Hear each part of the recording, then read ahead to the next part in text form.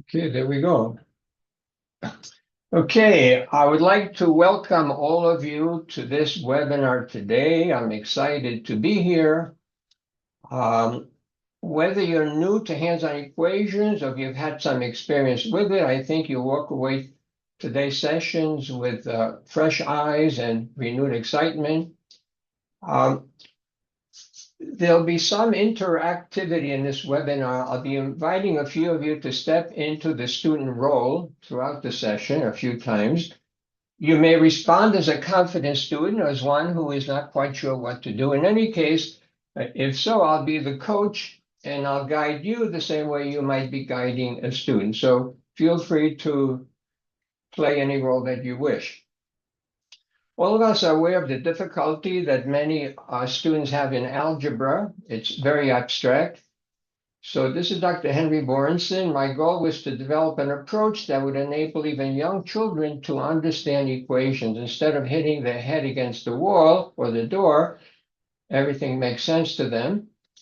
Three major objectives to the program: enhancing student self-esteem, especially when young students or those who are having difficulty with math see themselves doing algebra, then that changes their self-perception, promoting a greater interest in mathematics. Success leads to more success and provides a solid foundation for later algebraic studies. Those students in the ninth grade that do not succeed don't have anything to relate the abstract symbols to.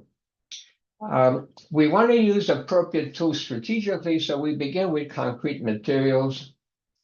And if they're used correctly, they could be very helpful.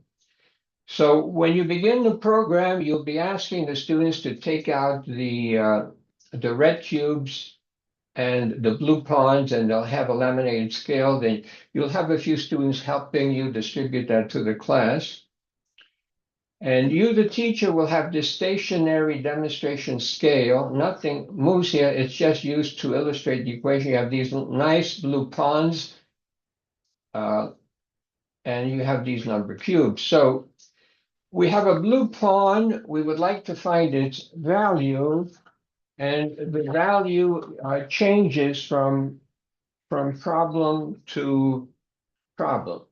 So you begin, you're now in back of this scale. This is what the students in front of you see. You place a blue pawn on one side, a cube with three on the other, and you say to the students, boys and girls, that this is a balanced beam or a balanced scale. Both sides have the same value. If this side has a weight of 3, what does the pawn weigh? And the kids will tell you a pawn of 3. So then you're ready to go on. And now I want to share my screen here. So we just said that in this first example, the pawn is worth 3. Get the lighting here. Let me see if I can make it a little better.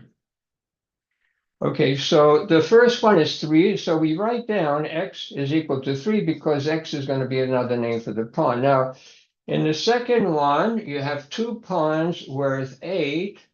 So let me see, could you text chat your responses, please? Let me see if I see the responses. What is each pawn worth, everybody? If both pawns are 8, each one is worth what? Each one is worth 4. So the students write x equals 4. And they also learn that every example has a check. 4 and 4 is 8, and the other side is 8, so the check is 8 equals 8. This is all part of lesson 1. Now, if you look at the third example, you see that it's more involved. So what the students do is they try numbers by trial and error. For example, if you try the number 4, let's say x equals to 4. If x equals 4, we have 4, 8, 10 on one side. If x equals 4, 8 and 4 is 12. So 10 does not equal 12. And the student used this symbol of not equal. Let's try 5. If x equals 5, I have 5, 10, 12. 8 and 5 is 13. Okay, so neither of those numbers work. Do any of you know what number does work, by the way? If you know the number that works, you may call it out. What is the value of the pawn that makes both sides balance? Anybody? Okay, I think it's going to be 6. 6, 12, 14, and 8 and 6 is 14. So 6 does work. Okay, so in lesson number 1, the students use trial and error in order to figure out the value of the pawn that makes both sides balance. Okay, if you have a question, you could ask it, or you could raise your thumb, or just call out. We have a very small group here today. So the students practice their mental arithmetic when they do the check. After lesson 1, each lesson presents only one new concept, but lesson 5 has a lot involved here. For example, the students learn that these are weights and therefore they're additive. To find the value, you add these.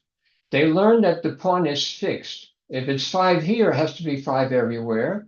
They learn that both sides have the same value. They learn that the pawn is called X and that every equation has a check. So all of that is learned in lesson number 1. Now, in lesson number 2, the students learn how to go from the abstract equation to the concrete representation, and the children very quickly pick this up. We know that the X is a, let's see, can we see this here?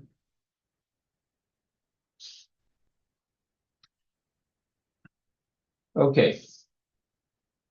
So we know that the X is a blue pawn, so I'm going to put an X here. Something's wrong with the lighting. And then plus is going to mean a symbol to add onto the scale. And it says to add or 4. It doesn't say 4 x's, it just says 4. So we're going to place a cube with the number 4. Boy, something. I'm having a problem with the lighting here. I don't know why. Usually I never have this problem.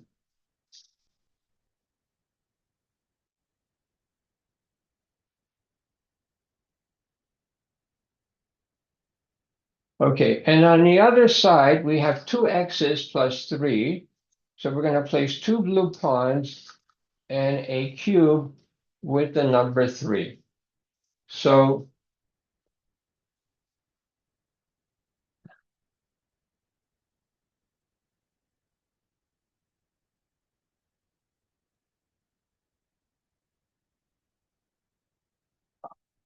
So we have x plus 4 equals to 2. Okay, it's dark, but I think you could make it hard. X plus 4 equals 2x plus 3.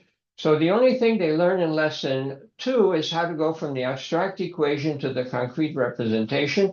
And then they use trial and error. And here we could see that the pawn is worth 1 because 1 and 4 is 5, 1 and 1 is 2, and 3 is 5. But the only new concept is the setup. After that, they just have 10 examples where they practice what they did. So right now I want to go to lesson number 3. And because this setup on my desk, there's something happened with the lighting here that I don't understand. So I'm going to go to the interactive application. It'll be easier to see. So we're going to go to lesson number 3. Level 1, lesson 3. Okay, so I now would like to ask Christine. Christine, would you help me out, please? Help me how to set this up. What would you like me to do here, based on the example I just gave you?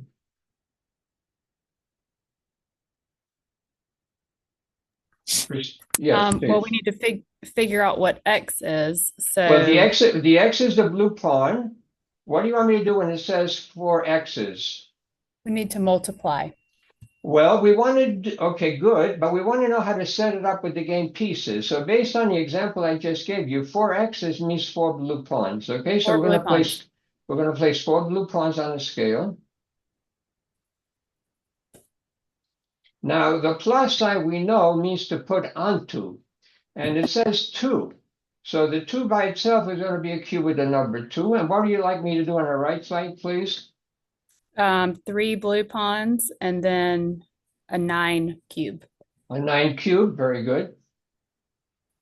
cube and a cube with the number 9 or a 9 cube.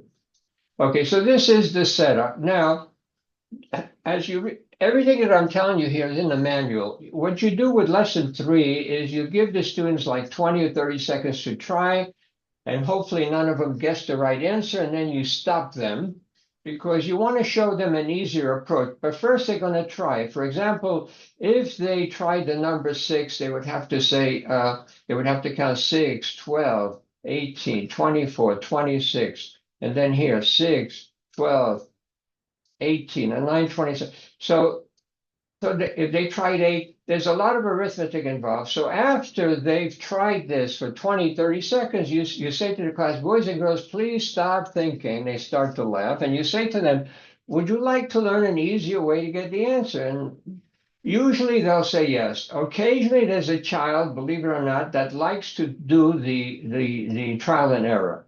But most of the students will say yes. So you'll be able to introduce what we call a legal move. Let me show you one nice way to do that.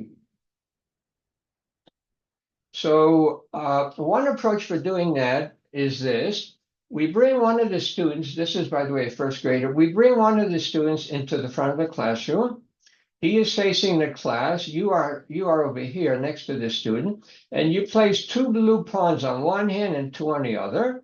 And you ask the child, are both hands even? Are they balanced? He'll say yes. And then you come over and you take away a pawn. In this case, I took away a pawn from this hand. And I ask him, are they still even? He'll say no. I'll say, is one hand heavier? He'll say yes. I say, well, which hand goes down? Now, usually they have to think a couple of seconds. So this boy says this hand goes down because it's heavier. Okay, so if I take one pawn from one side, it's no longer balanced. So I give him I put 2 pawns back, and then I take away one from each side, and I ask him, are they still balanced? He says yes. So you do this a few times, and the children know from their intuitive experience or experience with a seesaw that if you take away the same weight from each side, the balance is maintained. And so therefore, we call that a legal move. So right now, what I want to do is here. So if you remove the,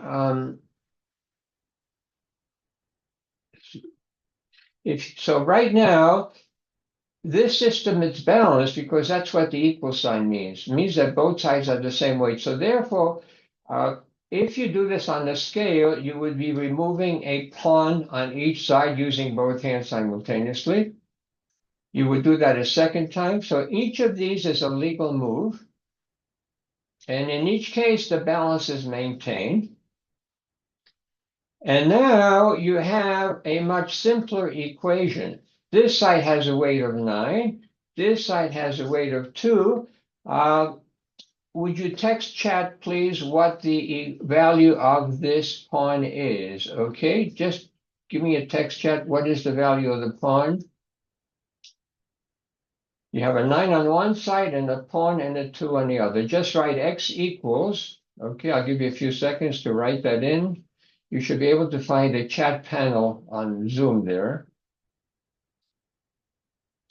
Anybody? I'm not seeing the responses yet. Okay, there we go. Okay, so x is equal to 7 because 7 plus 2 is 9. So we write the answer of x equals 7. And then we clear the board.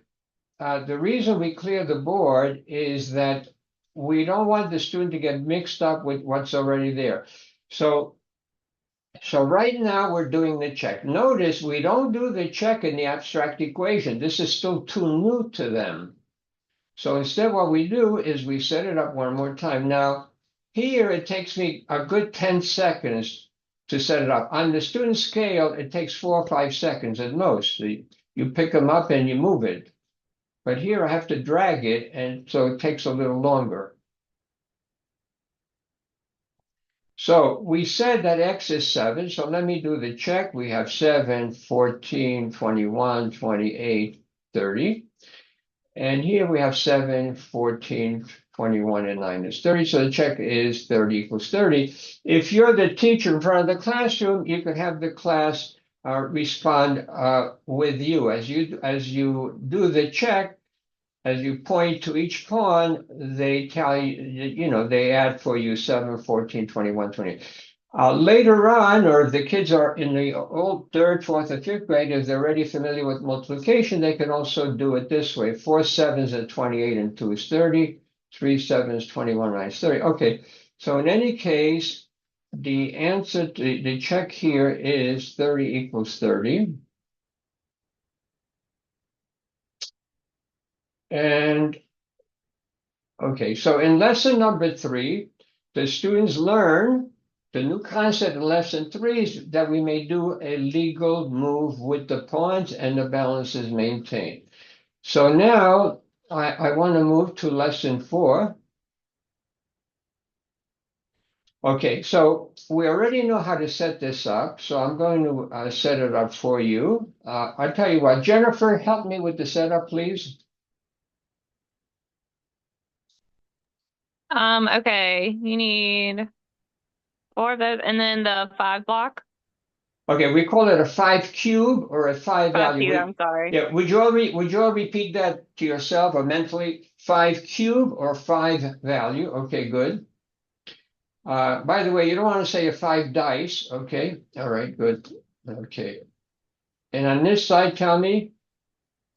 2, and then Okay, we what don't do we say, call the blue? okay, 1 second.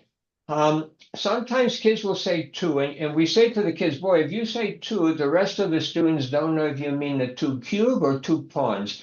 So we never 2 say pawns. 2. So here we could say 2 pawns or 2 x's. Okay, and now we need something else. What do you want to do here? Since it's a double digit number.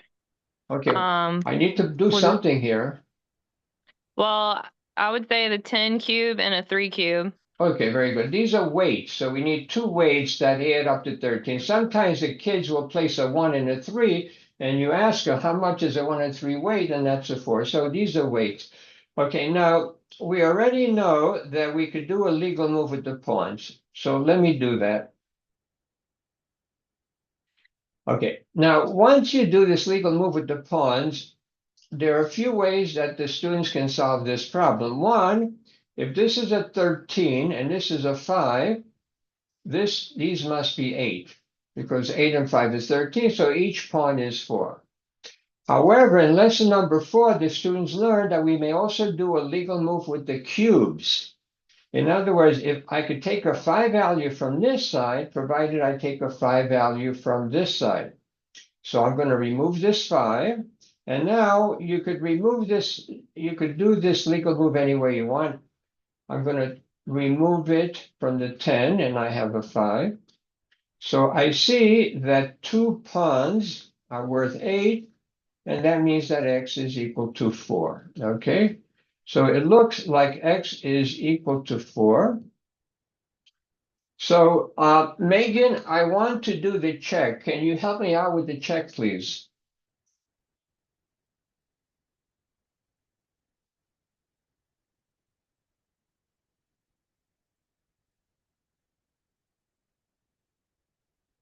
Megan, are you there? Yeah, I'm not hearing you.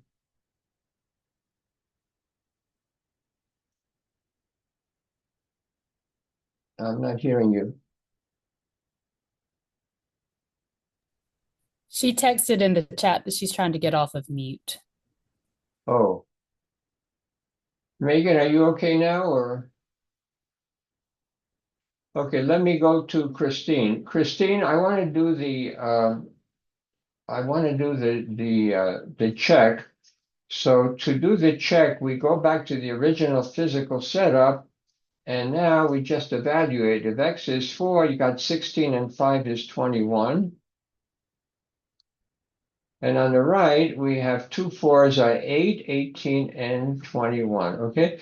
So when we do the check, you want the students to write down the first side first, because otherwise they could forget. So again, in lesson number 3, they've learned a legal move with the pawns. In lesson number 4, they learn a legal move with the cubes. Okay. If someone has a question, please let me know. Meanwhile, let me put up my slides here. Okay, so on the teacher demonstration scale, you are behind the scale, and this is how the students see the equation. Notice that this is on the left side, and so is this. Okay, you want this to match when you set it up.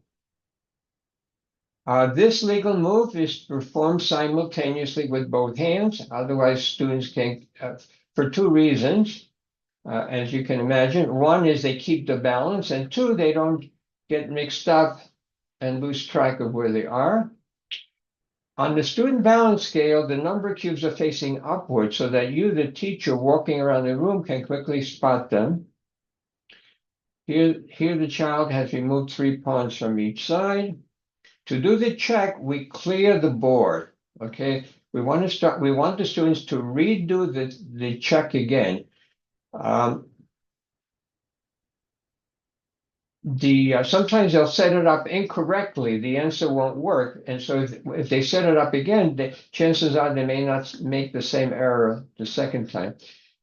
Okay, and then we do the check. So in hands-on equations, we set up the equation using pawns and cubes. We solve for the unknown using legal moves. We clear the scale and reset to do the check.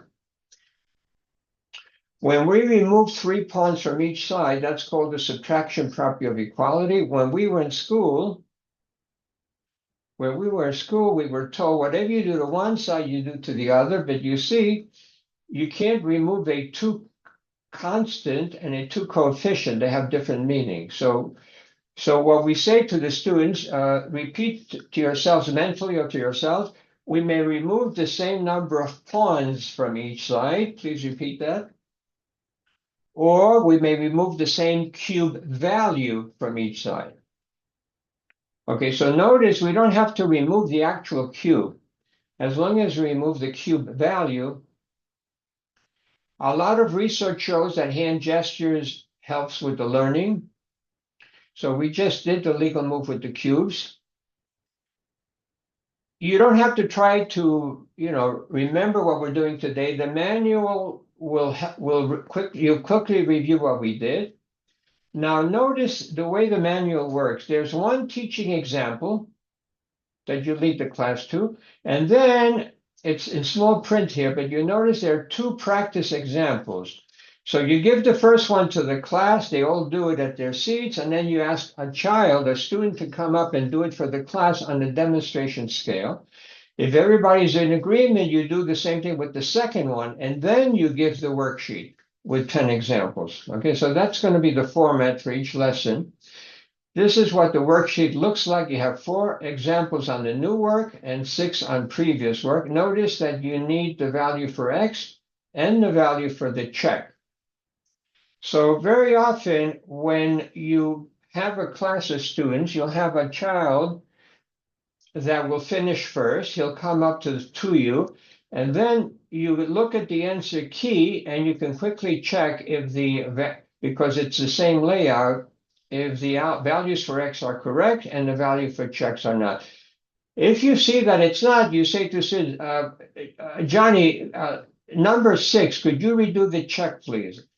Once everything is correct, what I'd like to do is ask the student, would you see if anyone needs your help? And then after a while, I have 2 or 3 students going around the room trying to help others that may need some assistance. I have 2 videos I'd like to show you. This is Eric. At the time he was 8 years old. This goes back a good 20 years. So let me show you the video here. Oh, let me give you video sound. Hold on. Share computer sound. Okay.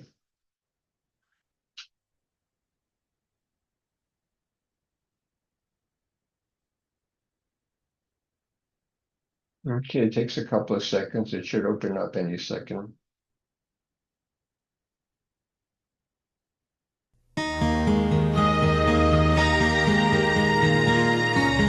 Okay, I trust you can hear the sound. If you can't, let me know.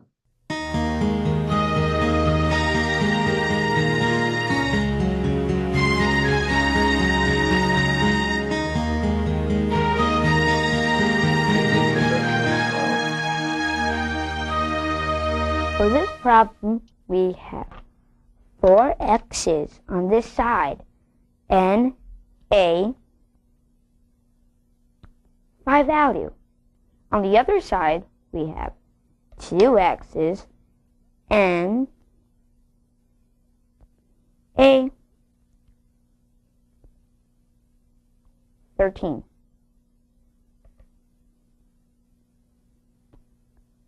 Now let's do the legal moves. We take an x from each side and then another x from each side. Now we cannot do that legal move anymore. We can still do one more legal move. We will take a 5 value from each side. So we take this 5 and take this away, and this 13, turn this 13 into an 8. So now we need to know two numbers that equal up to 8. So it must be 4 plus 4. The x's must be worth 4. Just clear the balance to do the check. Okay, so always We clear the have scale first to 4 do the check. x's on this side, 4 x's on this side, and a 5 value. On the other side, we have 2 x's and a 13. Now, if x equals 4, it must be 4, 4, 8, 12, 16, 21. We write the value of 8, one side before we do the check of 21. the other side. We will write that x equals 4, and the check is 21 equals 21. Okay, so that's Eric. Eric today he obtained a graduate degree in bioengineering, and he works with supercomputers at NYU, and he For lives this in problem, Florida. He we works have remotely. 4 x's on Okay. this side and Wait up, are you still A. hearing the video? Wait up. 5 value. Oh my goodness, sorry. I apologize for that. Okay, let's go to lesson number 5. Lesson number 5. Okay.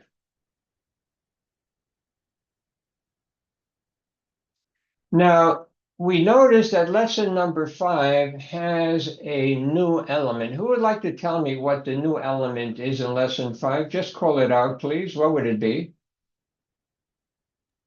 Subtraction. Okay, so we have an operation here. So when you first present this problem to the students, a number of them will know what to do. Well, first of all, most of them will know what to do, actually. You have the 5 x's, and this symbol means subtraction. So at this point, what do we want to do, Jo Carla?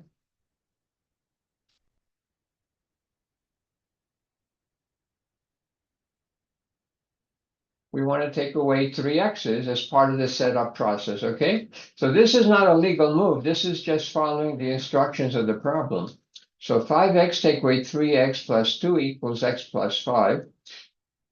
So the only new element in lesson 5 is how to set up an equation that has the subtraction symbol. And now I can remove a 2 value from each side, and I see that x has to be 3 because 3 and 2 is 5. Now, to do the check, I have to set up the problem one more time. So I'd like Christine, can you help me do the check, please?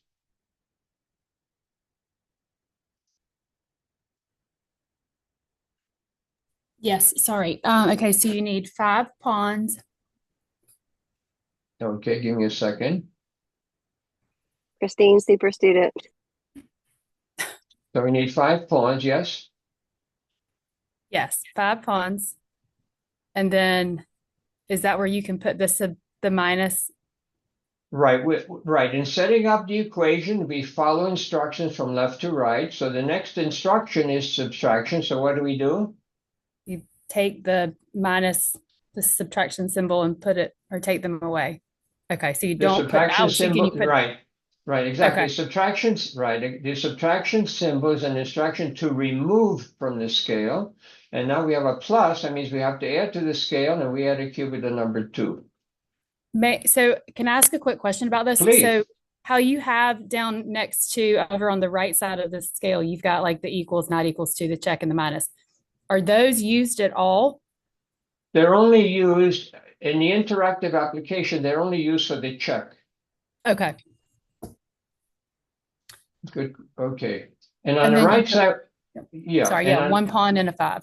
Okay, now we need to check it. So if x equals to 3, let's see if it works out. We have 3, 6, 8 on one side, and we have 3 and 5 and 8. So the check does work out.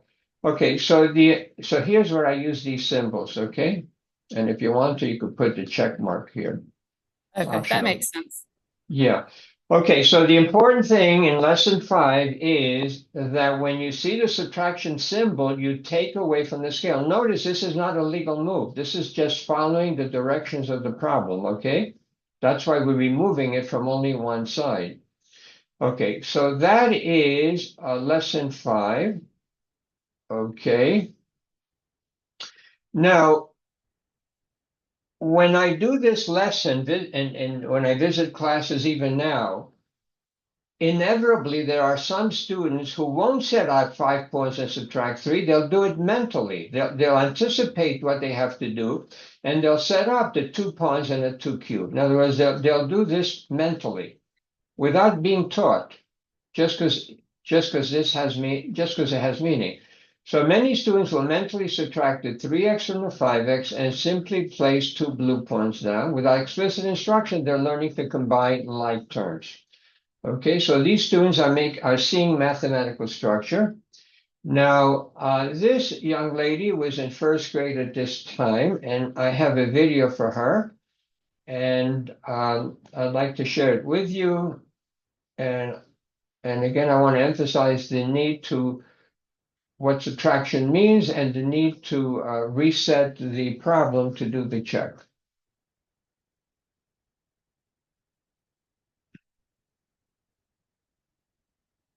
Is she coming up? Okay, let me do it again.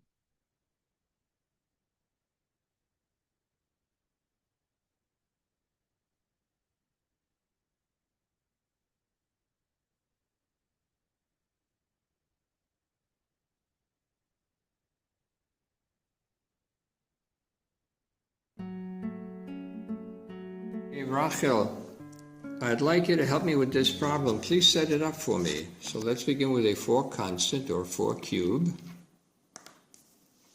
What does it say now? Plus 3x. Go ahead.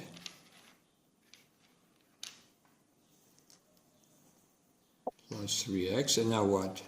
Take away 2x. Take away 2 x's plus? X. Okay, put an x over there.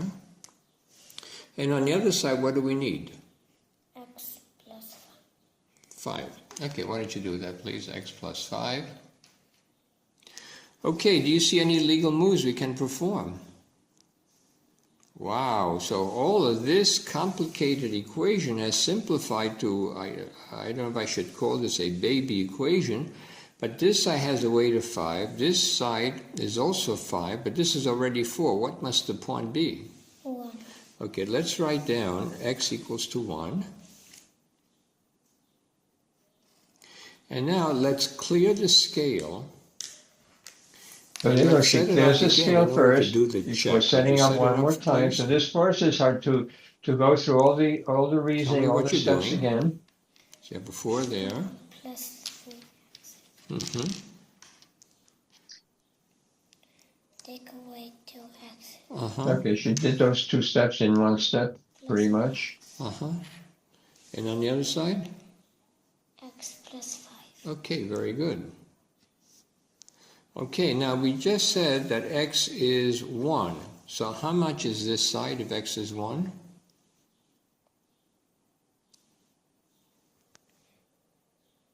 1.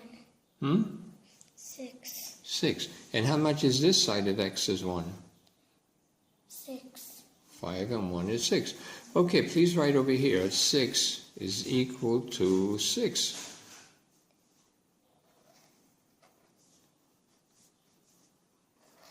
Okay, very good. And how old are you? 6. 6. Okay, now,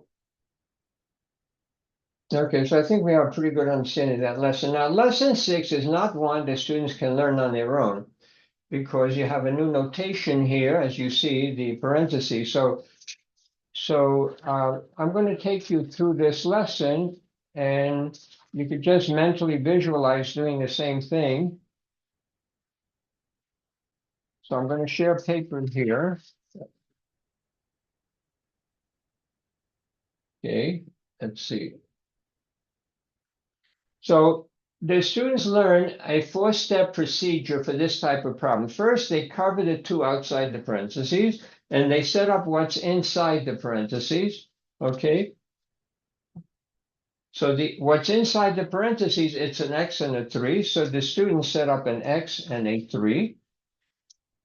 They release so the first step is you cover. The second step, you set up what's inside. The third step, you release the 2. And the fourth step is this number outside tells you how many multiples, how many times you need to set this up. So you set up another x and another 3 equal x plus 8. That's the only new concept in this lesson. The only new concept, and as I mentioned, every lesson, it's really amazing that in just 6 lessons, these kids are solving this kind of equation. But the only new concept in lesson 6 is how to set up an equation involving a number outside the parentheses next to it. It means if it's 2, you double. If it's 3, you triple. So, so let me go back here. Let me go to lesson 6.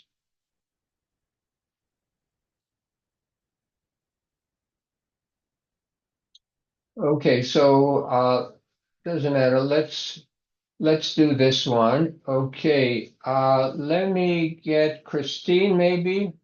Christine, can you help me set this up? So first you want to set up what's inside the parentheses. Chris, I'm happy to go this time if you want me to. Okay, good. Okay.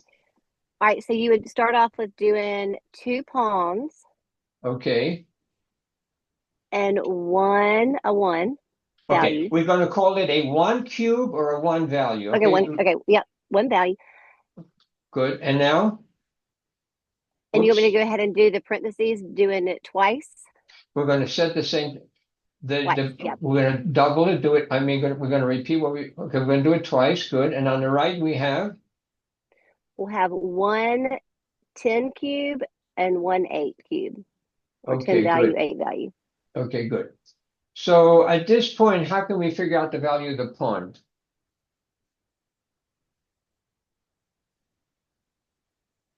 Well, on just the one side?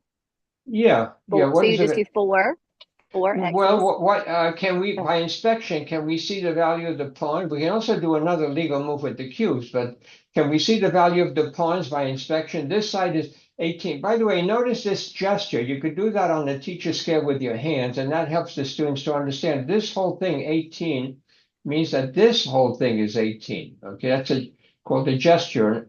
Okay, so how much is each pawn worth?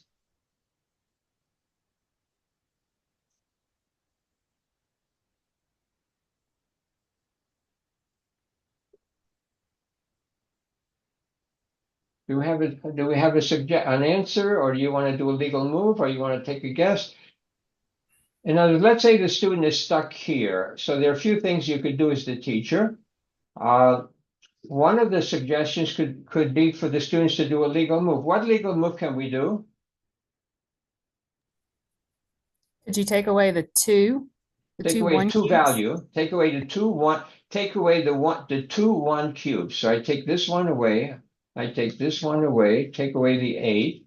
This becomes a 6. So now we see that we have 4 pawns worth 16. 4 bottles of Pepsi cost $16. Large bottles. How much is each one? 4. Okay, so we have x equals 4. And then to do the check, to save a few seconds, I won't clear the scale. I'll just put it back to where we were here. And you do the check, you get 18 equals 18. So again, the only new concept in lesson 6 is that the 2 outside the parenthesis tells you that you set up what is inside the parenthesis. Okay, thank you so much. Appreciate that help. Okay, let's look at this example one more time. After a few examples, you will see some students represent this problem using 2 pawns and a 6 cube. Instead of setting a pawn and a 3 and a pawn and a 3, they'll set 2 pawns and a 6 cube. So without explicit instruction, they are learning the distributive property. Okay, now we don't require them to set it up this way, because if students who try to memorize the distributive property, as you know, forget to distribute the 2 to the 3. So we just simply say you double what's inside the parentheses. But students who do this are recognizing mathematical structure. In 1986, Hands-On Equations came out and made the cover of Gifted Child Today magazine. And in that article, I wrote about Gordon Chin. He was a gifted second grader, and he finished all 26 lessons of Hands-On Equations on his own just from reading a manual. When he got to lesson 6, he set it up as 2 X's and a 6. So that was the first time that I saw a child, in effect, learning the distributive property without instruction.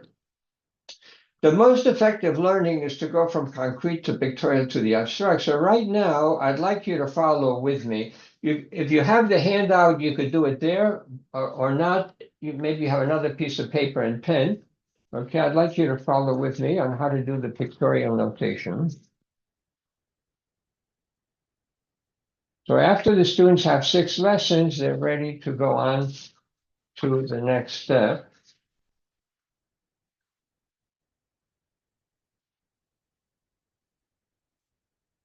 Okay, so here we go. Okay, so what you're going to be doing is you're going to be making a drawing that looks like a rough scale, something like this.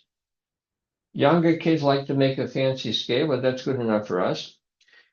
We're going to draw a picture of what the pieces looked on our scale. So for the X's, we're going to draw a triangle, and we're going to shade it in because the blue to differentiate it later from the white triangle. So we're going to have 4 X's.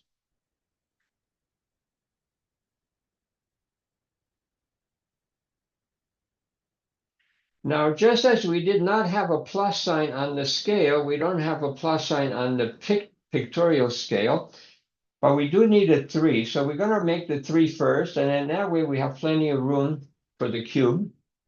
And on the right side, we have the same thing. We have 3 X's and a 9 cube, okay? So this is what we call the pictorial representation for this equation. To do the legal moves, the children will use arrows. We remove an X from here and an X from there. We're going to do it a second time, and we're going to do it a third time. Now, in this case, we can easily see what's left, but very often with more advanced examples, the kids want to rewrite what's left just to be sure they can see it. There's a pawn here, a 3 here, and on this side, just a 9. So now we see that the pawn and 3 is 9. So that means that the pawn, or X, must be equal to 6. Okay, the pawn, or X, must be equal to 6. To do the check, in this example, I think we can see what was there originally. Or you know what? I forgot to show you the legal move with the cube. So let me do that. You could take away 3 value from here and a 3 value from here, and you have that. So in any case, X is 6. And to do the check, you go back to the original picture. You could either redraw it, or in this case, we could forget that. So we have 24 and 3 is 27, 6, 12, 18, and 9 is 27.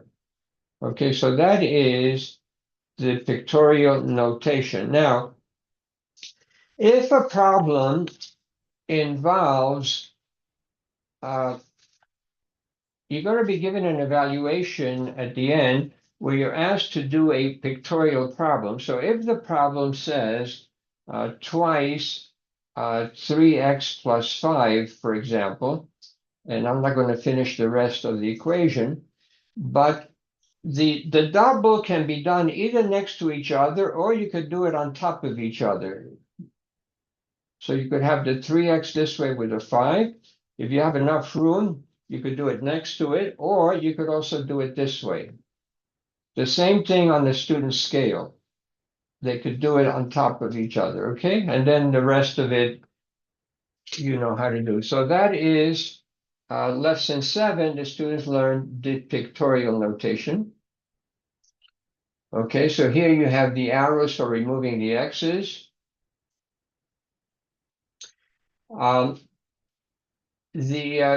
Larry Barber, he used to work with Phi Delta Kappa. We did research some years back, and we noticed that fourth graders do as well as eighth graders. So there's no, and these are average fourth graders, by the way. So if you work with regular students, they can all begin doing this program. It doesn't have to be restricted to the gifted. Now, we don't have this lesson in the program. If I were to rewrite it today, I would add it, but I just want to show you that the students can, after a while, do it mentally. What you do is you say to the students, boys and girls, let's try to do this mentally. Let's imagine the X's are bowling pins. You say to them, let's see, who can help me here? Let me pick someone to help me out here. Lauren. Lauren, say hello. Lauren, can I hear from you? Okay, I'm gonna move on. Yes, I'm here. Good. Okay, Laura, we say to the students, boys and girls, let the X's be bowling pins. How many bowling pins do I have on the left side of the equation? 40, How many do I have on the right side? 35, How many bowling pins can I knock down from each side? 35, How many am I left with? 5 on the left side, 5 on the left. What constant or Q can I take away from each side? 6, What do I have left? 10, On the right side. 5 bowling pins equal 10. How much is each one? 2. 2. There you go. So this is an extra lesson that you could present to your students after they finish level 1. Okay. So some students will start to do this mentally on their own. Here I have some pictures. We encourage the students to come up to the front of the room, and we encourage each child to solve the equation in a manner that they're most comfortable with. Okay. These look like middle school students. These are much younger students, maybe third graders. Okay, we have completed level 1. So let me stop sharing for a minute and get some feedback from you. How ready and excited do you feel to try hands-on equations with your gifted students? Please, well, before you text chat, text chat your response.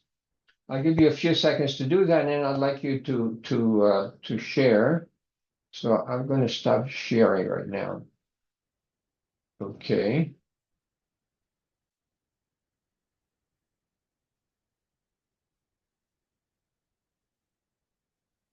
Okay.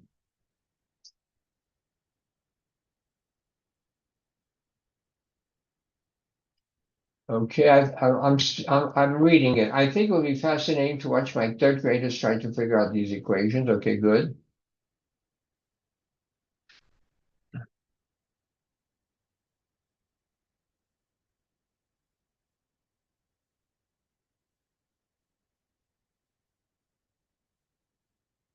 Jennifer, your thoughts, please. Lauren. I think it'll be a good way to initiate that higher order thinking and problem solving. And I feel like the more they interact with it, the more fluid it'll be. And I think it'll make for really good number talks with the students. And you feel comfortable, you feel that you're comfortable with it, correct?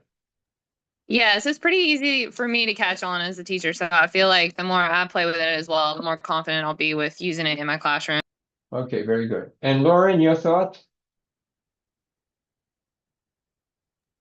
So I've done this a little bit in my class the past couple of years, but it has been better. It was better seeing it on this and kind of walking through the steps and listening to your language.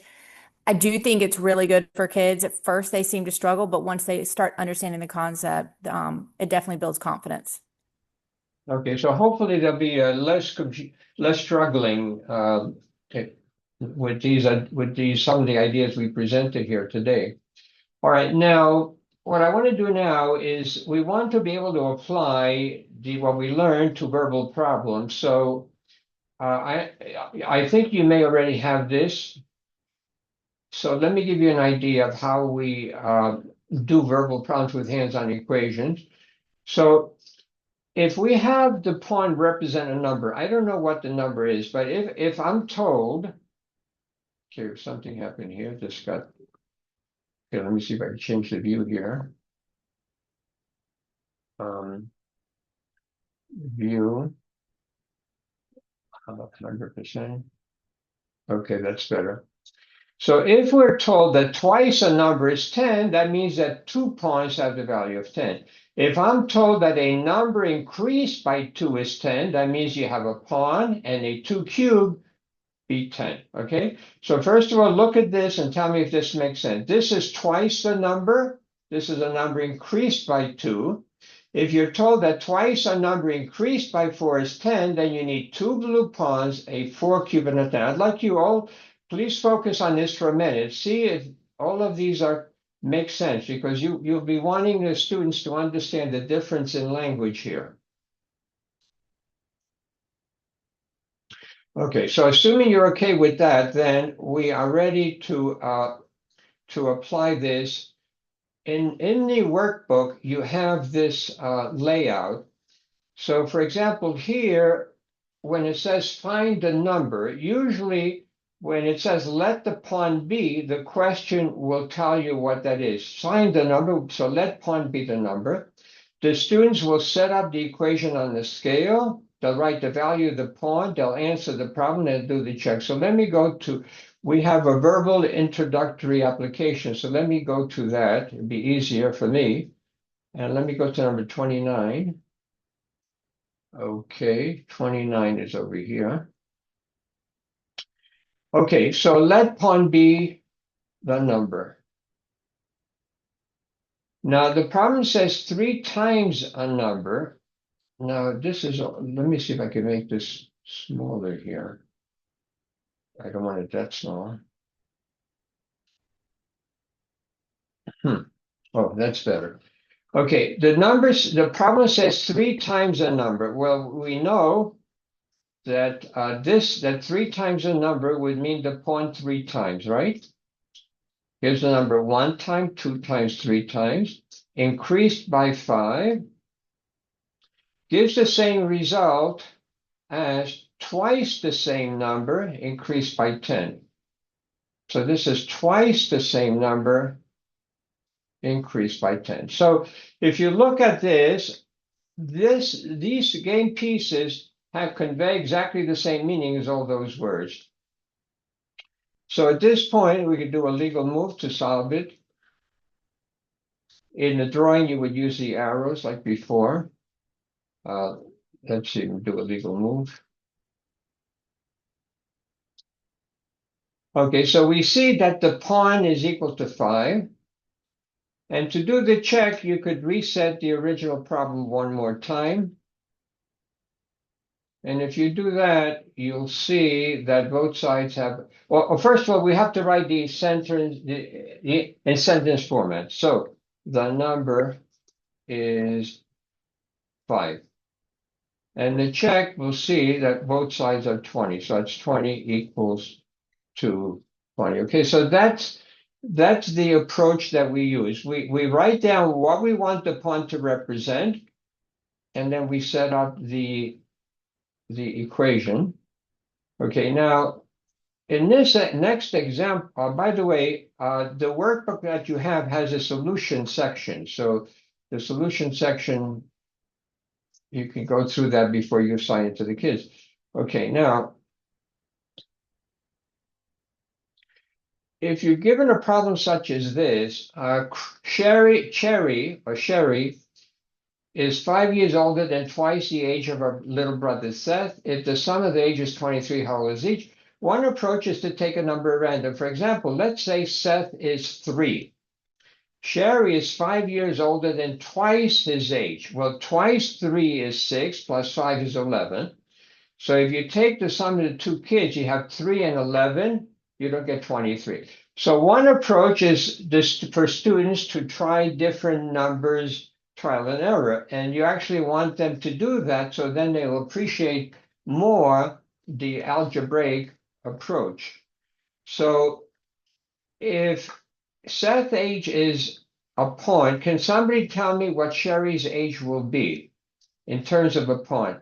Twice her Sherry is 5 years older than twice Seth. A volunteer? What would Sherry's age be? 5 years older than twice Seth.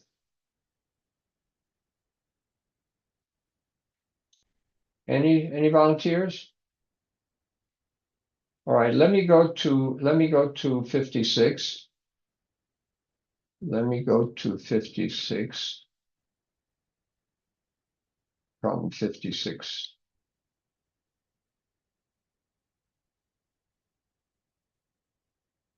Oh, this is it here. Okay, good.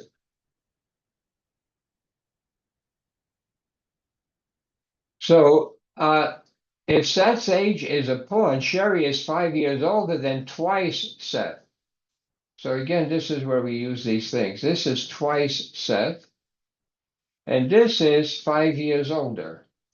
Now, since it says the sum of their ages, I need Seth's age, and I also need Sherry's age. So I need Sherry's age here, 2 pawns and a 5.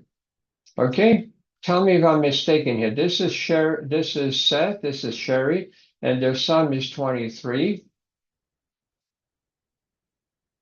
And now this is the setup. I could take away 5 from here and 5 from here. So I see that 3 pawns are 21, which means that the pawn is 7. Now I need someone to help me. Now that I know that the pawn is 7, how old is Seth and how old is Sherry? Do I have a volunteer, please?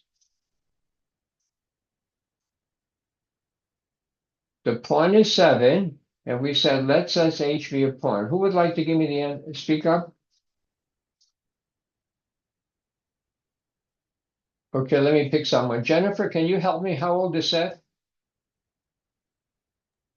I want to keep this one. 7. Seth is 7 because we said let H be a pawn. Okay, that's SH. Now, how old is Sherry? 19. Sherry was represented this way. So how old is she? 19. 19. 7, Sorry. 14, 19. Okay, so Seth is 7, Sherry is 19. And now let's do the check. 7 and 19. Well, 17 and 19 is 26. So it looks like there may be an error here somewhere. So let's go slowly to see if we could find it. So first of all, let me go back here to 23.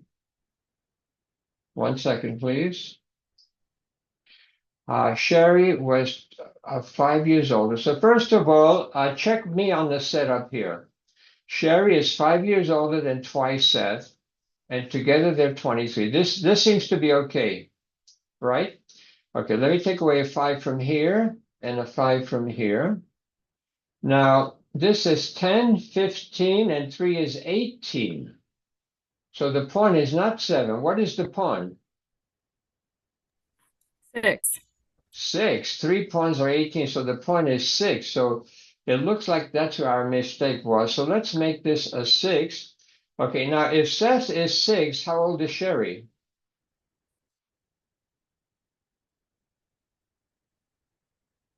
Well, Sherry is twice. 17. 6 and 6 is 12, and 5 is 17. And now 6 and 17 is 23, and it does work. Okay, so you have an example to do like that in your evaluation at the end of the webinar. Okay, now if I can, so this is the approach that we use for verbal problems. We set it up with the pawns and cubes, do legal moves. Okay, so I'll skip that slide. If you have advanced students, you could go to the advanced book, which has 350 problems on levels 1, 2, and 3. Now, if I could get another 5 or 10 minutes of your time, if you need to go, I understand that. But yesterday, because I ran the webinar differently, I did not get a chance to touch level 2. So I want to spend just 5 or 8 minutes on this. So the name of the white point is star. It looks white like the stars in the sky. It's written as an X with a bar through it. And X and star are opposites. If X means I find $2, star means I lose $2. But if X means I lost $5, star means I gain 5. They're just simply the opposites. So since they are the opposites, that means that a blue point and a white point, or X plus star, together are worth 0. So with that introduction, we're ready to go into lesson 10. So what I want to do is show you lesson 10 and 11, and then we will be done for today. Okay, so I want to go to level 2. By the way, the kids can do level 2, so please don't just, don't stop just with level 1. Okay, let me go to lesson 10. So in lesson 10, I have 3 x's plus a star. We already know that the star is a white point. And on the right side, we have x plus 4. And we need to find out how much is x and how much is star. Now, if you want, you can already do the legal move because you already have the legal move from before. So if you want, you could do that. Now, in lesson 10, students learn a new legal move. Do I have a suggestion as to what that new legal move is? There's a new legal move you can perform here. Anybody knows, can tell me what that would be? Okay, so the new legal move is that a blue point and a white point together, since they're opposites, they're worth 0, and therefore you may remove them if they're on the same side. Okay, so therefore we see that x has a value of 4, and if x is 4, star being the opposite would be worth a negative 4. Now to do the check, I have 3x's plus 4. I'm sorry, 3x's plus star equals x plus 4. Okay, there are 2 ways to do the check. So I'm going to ask a volunteer. Who wants to be my volunteer, please? I'll try. Okay, Lauren, x is 4, star is negative 4. Count with me. What do I have here? 4. And now what do I have? 3. 3 blue, 1 white. No. Okay, let me explain. Okay. We have 4, we have 8. I want you to count along as we go. Okay, x is 4. So tell me what we have so far. 1. No, we have 4. What do I have now? Okay, I must 8. be getting. Okay. Okay, let's 4, start 8, again. 12. Let's start again. What do we have here? Okay. I got it. All right, so 4, 8, 12. But then that's minus 4? Exactly. So that Okay. gives you 8. So the All right. left side has a value of 8, right? You have Okay. 4, 8, 12, 8. And here you have 4 and 4 is 8. So one way to do the check is to just add and subtract.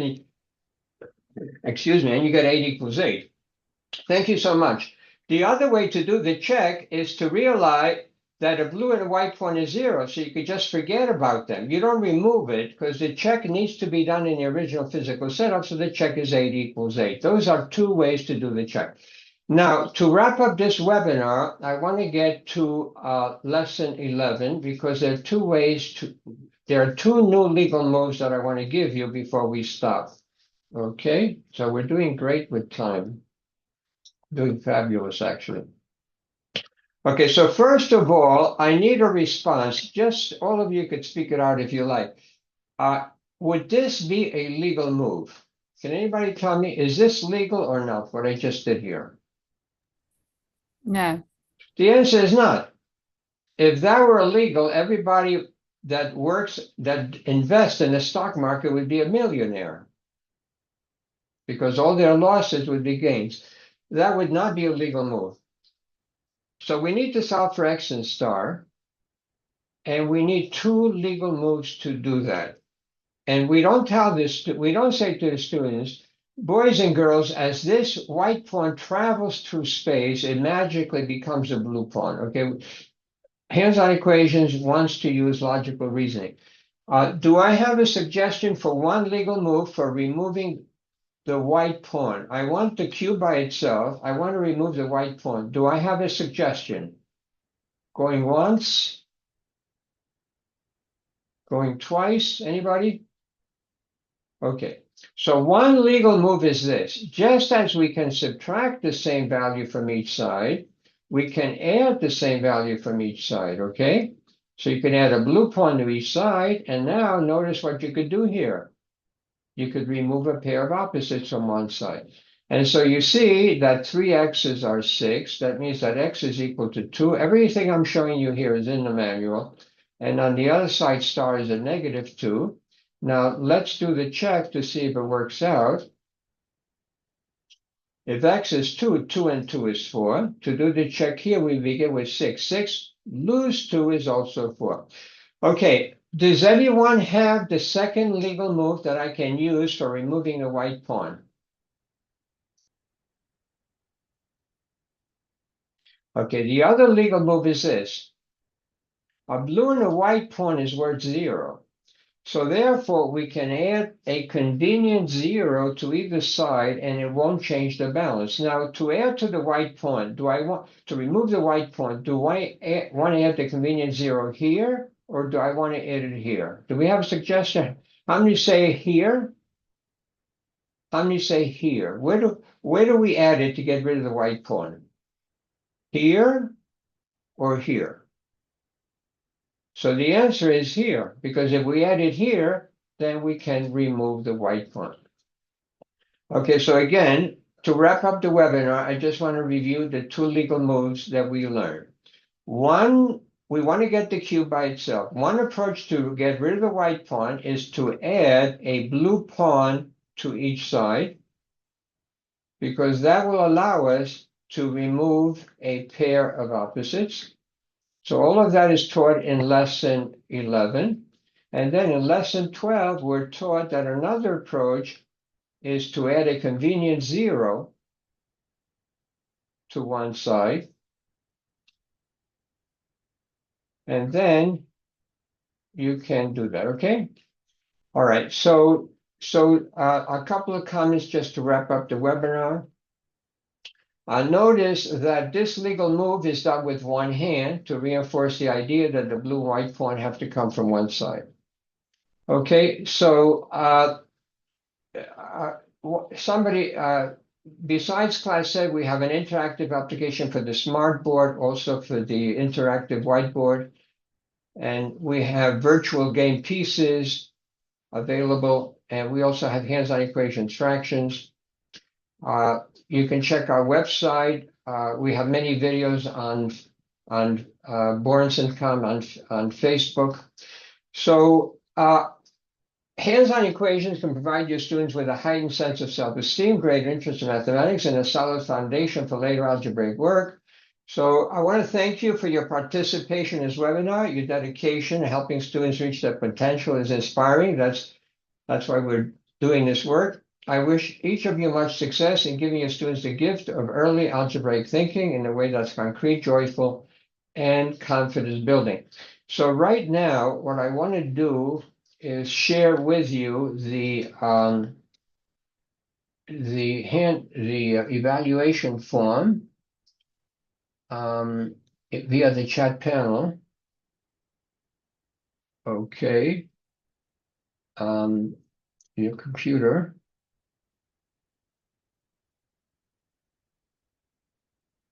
evaluation form. Okay, here.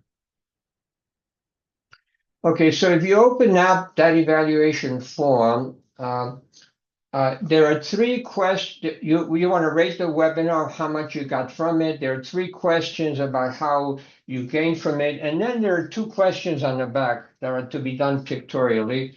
And then you could contact your administrator how to submit that either. Usually we do this in school and, they just pick up the evaluation. So I don't know the logistics there. Okay, so let me stop sharing. And again, I want to thank you all for your participation. Am I correct that all of you valued this presentation, this webinar, correct? Yes, it was thank really you. helpful. Okay, good. Is there any final question that you would like to ask me before I meet with children? I have students coming here in 5 minutes, believe it or not. Anybody have a question I can answer? Okay, well, I'm available to the district and to any of you if you have a question. And also, once you've done level 1, maybe, toward the spring, we could have another webinar and we could go more into verbal problems, level 2, and also adding and subtraction integers. So again, I appreciate working with you and I appreciate your district giving me this opportunity. So have a wonderful day and thank you so much. Thank you. Have a good one. Okay, bye-bye now.